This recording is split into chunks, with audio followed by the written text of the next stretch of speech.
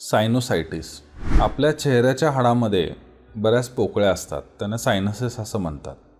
ज्यावेळी ह्या सायनसेसमध्ये संसर्ग होतो किंवा इन्फेक्शन होतं तर त्याला सायनोसायटिस असं म्हणतात. डोकेदुखी हे सायनोसायटिसचं मुख्य लक्षण आहे. अर्थात हा सायनोसायटिस व्हायचे कारण म्हणजे सर्दी होणं किंवा थंडीचा सीझन, ह्याच्यामध्ये सायनोसायटिसची शक्यताही जास्त असते. सायनोसायटिस हा युजली विषाणूमुळे होतो, म्हणजे व्हायरल हे मोस्ट कॉमन आहे. बऱ्याच वेळा तो बॅक्टेरियल, फंगल असू शकतो. सामान्य सायनोसायटिसला काही वेळा दोन आठवड्यामध्ये तो औषधाने बरा होतो.